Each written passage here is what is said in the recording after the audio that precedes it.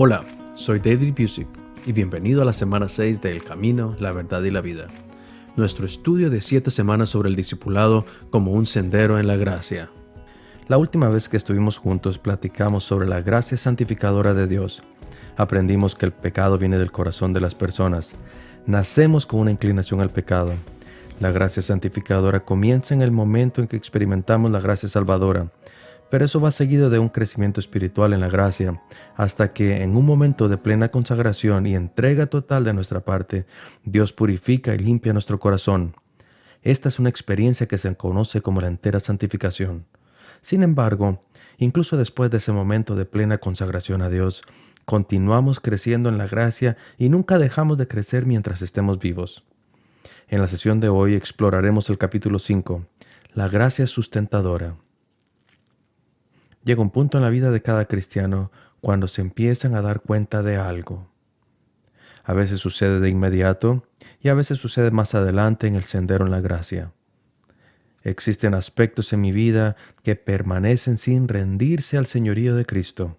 Hay habitaciones en mi casa espiritual que están siendo remodeladas, como C.S. Lewis describió una vez, que permanecen cerradas a la obra de restauración de Dios. Debido a que Dios está inexorablemente comprometido con nuestra santidad para llevarnos a ser más como Jesús, el Espíritu Santo comienza a sondear. ¿Será que todo es mío? ¿Cada parte de ti me pertenece? ¿Hay algo que me estés ocultando? Nuestra respuesta inicial puede ser: puedes tener cualquier cosa menos esto. Completa el espacio en blanco. Te he dado el 99% de mí. ¿No me puedo quedar con algo? ¿Esperas que te lo dé todo? Con amor paciente y una dedicación inquebrantable para cumplir el objetivo final de nuestro discipulado, el Espíritu de Jesús susurra: sí, quiero todo, el 100%, no te puedes quedar con nada. Pertenecerle completamente a Dios es participar de toda la vida que Él prometió. Entre más de nosotros rindamos a Dios, mayor alegría y paz experimentaremos como resultado. Oswald Chambers creía que la vida eterna no es un regalo de parte de Dios, es el regalo de Él mismo. Además, el poder espiritual que Jesús les prometió a sus discípulos después de su resurrección y anticipación al Pentecostés no es un don de parte del Espíritu Santo, sino que el poder es el Espíritu Santo. El resultado es un suministro interminable de vida abundante que aumenta con cada cosa que rindamos ante Dios. Así que descubrimos que el corazón humano es el lugar donde se encuentra el pecado y la desobediencia, pero también es el lugar donde se encuentra la gracia y la santidad. A través de la gracia que nos busca, Dios corteja nuestro corazón. En la gracia salvadora, Dios toma nuestro corazón. En la gracia santificadora, Dios limpia nuestro corazón. Nuestra predisposición pasa de un corazón de sirviente al corazón de un hijo. Descubrimos que ya no servimos a Dios por miedo a lo que sucedería, sino que obedecemos a un corazón de amor que nos da el deseo de obedecer. Sin embargo, no se equivoque. El llamado que Cristo nos hace a lo largo del sendero en la gracia es que le entreguemos nada menos que todo nuestro ser, completo, pleno, entero. La santidad significa ser apartado para un propósito santo y estar tan llenos del Espíritu de Jesús que nuestra mentalidad, motivos y actitudes son semejantes a los de Cristo. Nos negamos a nosotros mismos, lo que significa que renunciamos a nuestro derecho al yo. Tomamos nuestra cruz, lo que significa que le transferimos nuestros derechos a Jesús. Pero aquí está la sorprendente paradoja. Solamente cuando renunciamos a nuestro derecho a mí y le transferimos nuestros derechos a Jesús, es que podemos encontrar la vida. Cuando perdemos nuestra vida en Cristo, la encontramos. Aquello que le negamos a Dios se pierde al final. Lo que le entregamos a Dios no nos lo pueden quitar. Quizá a eso se refería el apóstol Pablo cuando dijo: porque habéis muerto y vuestra vida está escondida con Cristo en Dios. La consagración es total. El sendero en la gracia es la transformación de toda la persona. Se imparte la justicia, se da la santidad. No se trata de esforzarse más o de controlarse, sino un verdadero cambio que resulte en una vida llena de poder. Dicho de otra manera, la gracia de Dios es necesaria para el perdón y el poder. Necesitamos el perdón de nuestros pecados y necesitamos poder para vivir una vida que honre a Dios. Uno sin el otro conduce a extremos peligrosos. El apóstol Pablo habla de estos dos extremos cuando dice: ocupaos en vuestra salvación con temor y temblor, porque Dios es el que hace en vosotros, produce así el querer como el hacer por su buena voluntad. ¿Quién es responsable de nuestro crecimiento espiritual entonces? ¿Es nuestras obras o la obra de Dios?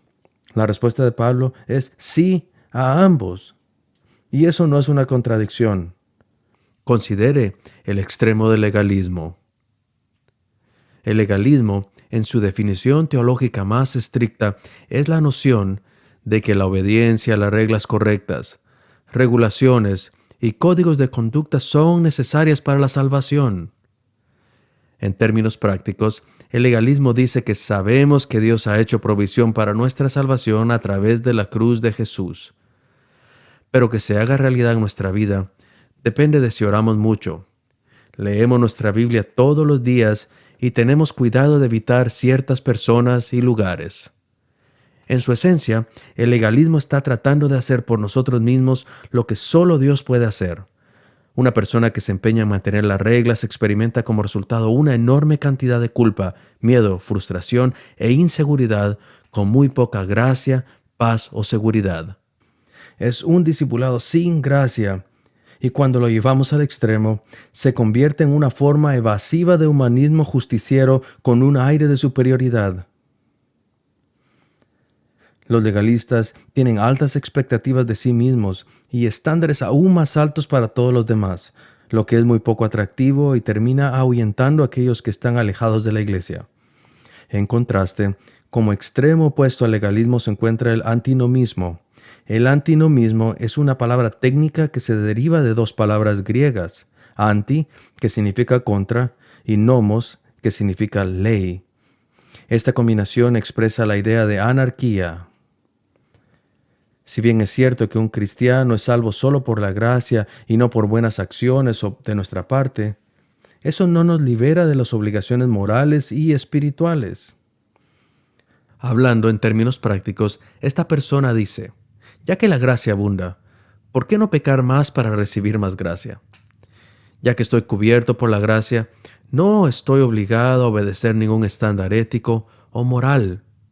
He sido liberado de la carga de la responsabilidad. El amor lo cubre todo. Por ilógico y poco práctico que parezca, esta es la mentalidad de algunos cristianos. No me pidas ningún compromiso o sacrificio serio. Estoy harto de poner una carga espiritual sobre los hombros de las personas porque eso solo conduce a la culpa y al legalismo anticuados. Estoy en la gracia.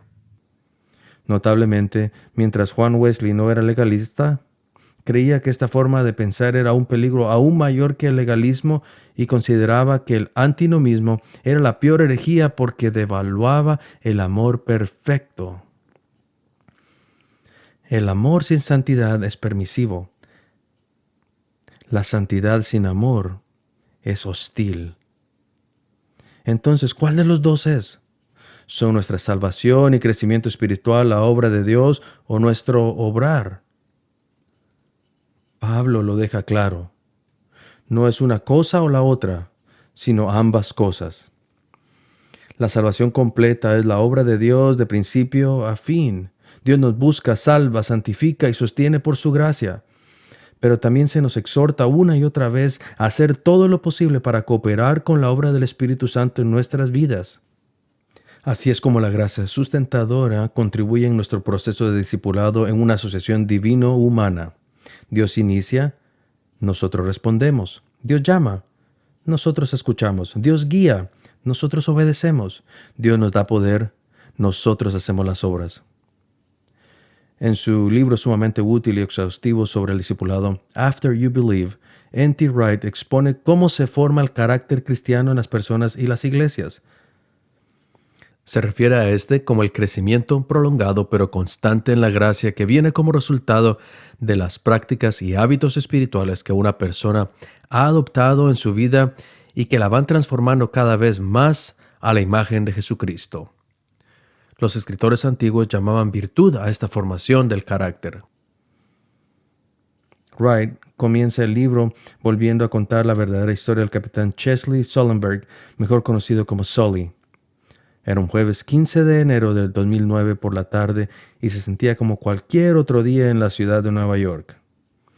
El avión comercial despegó a las 3:26 de la tarde con destino a Charlotte. Sully era el capitán.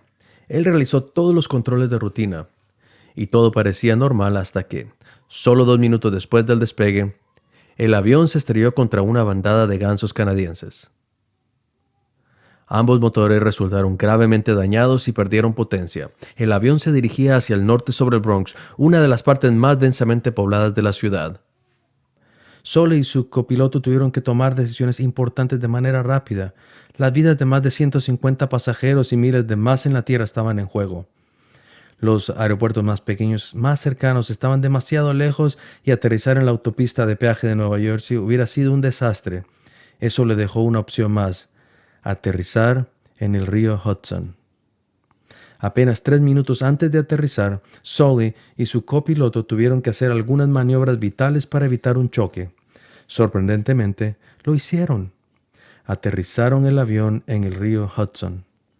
Todos bajaron sanos y salvos mientras el capitán Sully caminaba de un lado para otro por el pasillo varias veces para comprobar que todos hubieran salido antes de que él desembarcara.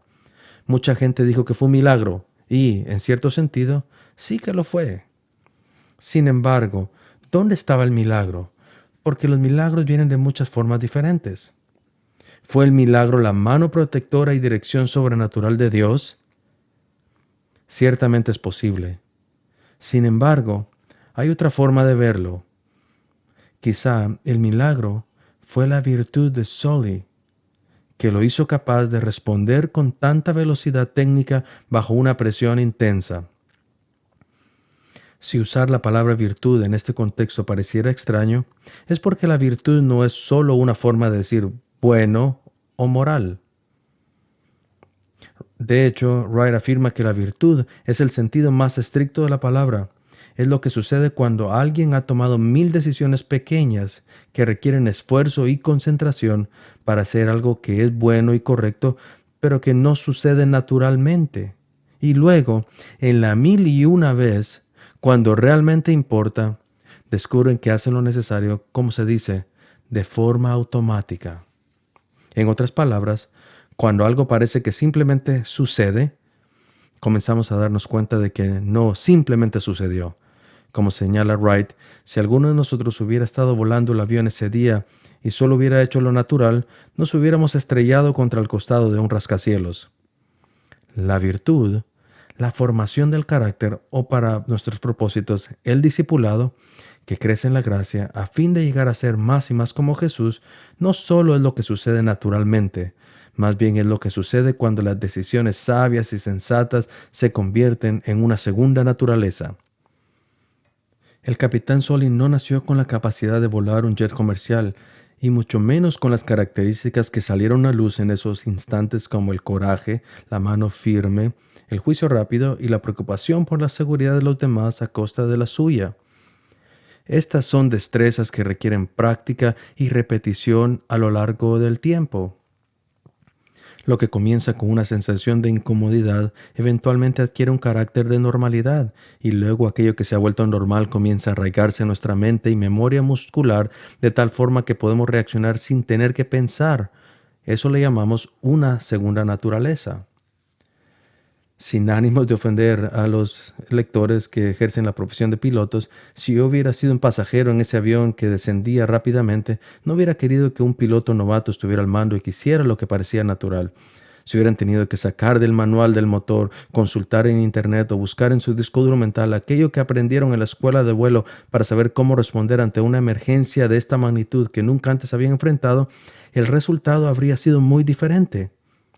El conocimiento no es suficiente, tampoco lo son el valor y la determinación. No, lo que se necesitaba en ese momento de crisis era una virtud concreta puesta en práctica a tal punto que se hubiese convertido en una segunda naturaleza, una transformación del carácter formada por las capacidades específicas, es decir, las virtudes de saber exactamente cómo volar un avión. La idea de la segunda naturaleza me llama la atención, especialmente en lo que respecta al discipulado, la santidad y el sendero en la gracia. Yo creo que pocos estarían en desacuerdo en que las cualidades como el valor, la resistencia, la moderación, la sabiduría, el buen juicio y la paciencia no nos llegan de forma natural. Son cosas que se aprenden y se arraigan en nuestro carácter, a veces a través de circunstancias dolorosas y difíciles, pero siempre a través del filtro de conductas aprendidas. Las 9 variedades del fruto del Espíritu que se encuentran en el Nuevo Testamento, amor, gozo, paz, paciencia, benignidad, bondad, fe, mansedumbre y templanza, son ejemplos de virtud. Primero, observe que el fruto es singular, no es plural. El fruto como un todo unificado es la evidencia del obrar del Espíritu Santo. No son características independientes. Luego, a medida que crecemos, las 9 variedades del fruto trabajan en conjunto para que podamos ser el reflejo de cómo el Espíritu Santo tiene el control de una vida consagrada. Así como uno puede identificar un árbol de durazno por el fruto que produce, así un cristiano también es conocido por el fruto del Espíritu. Pero lo más importante que podemos entender en el sendero en la gracia es que este fruto no se experimenta de forma instantánea. La virtud debe ser alimentada para que crezca. Por la gracia de Dios somos salvos y santificados en un momento específico, y por esa razón podemos comenzar a avanzar por el sendero que nos conduce a la semejanza a Cristo. Las semillas de justicia ya han sido plantadas. Luego, en una inmensa demostración de gracia, Dios nos otorgó la libertad de dejar atrás una vida de pecado y egoísmo para que podamos amarlo a Él con todo nuestro corazón, alma, fuerza y mente. Así que las 3 virtudes permanentes de la fe, la esperanza y el amor, y las 9 variedades del fruto que se desprenden de una vida llena del Espíritu, son otorgadas y a la vez son cultivadas. El fruto del Espíritu no aparece de repente. Ciertamente, hay semillas de nuevos comienzos en estos aspectos del carácter cristiano. Sin embargo, el nuevo cristiano no puede volverse pasivo.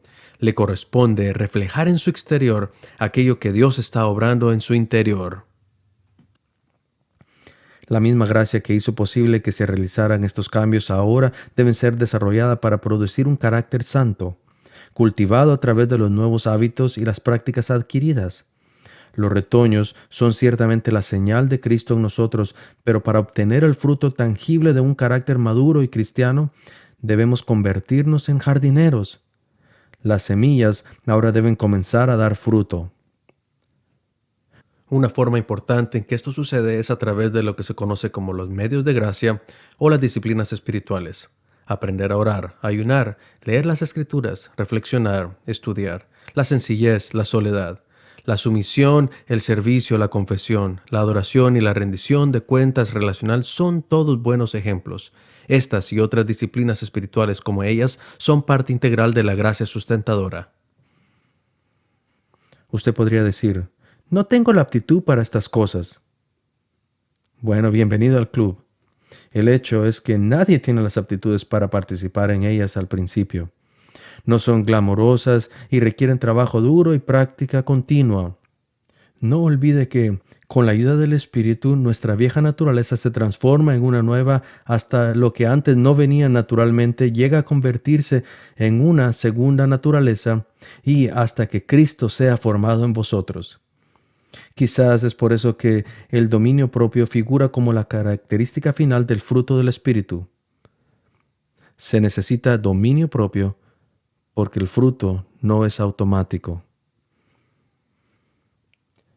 Cualquier discusión sobre la gracia sustentadora en la vida del discipulado estaría incompleta, especialmente para aquellos dentro de la tradición wesleyana de santidad, si no mencionamos la importancia de la rendición de cuentas en el contexto espiritual.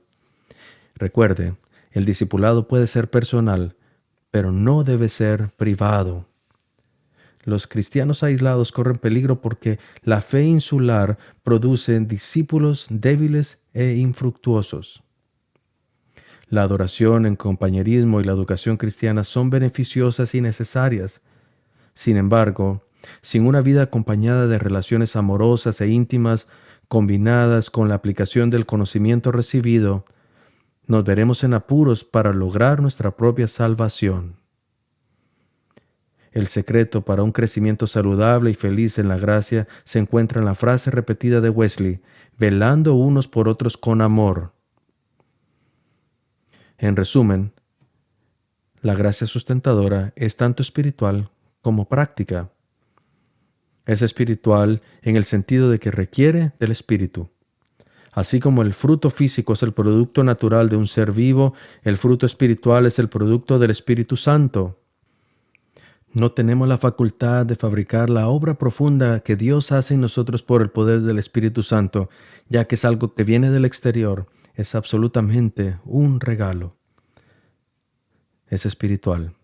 Sin embargo, también tiene un aspecto práctico. Simplemente se necesitan las prácticas. Estas prácticas se pueden comparar con la jardinería y así lo que ha comenzado en nosotros se complete y produzca una cosecha de justicia. Ningún agricultor que siembre maíz el lunes espera comer mazorcas de maíz el domingo siguiente.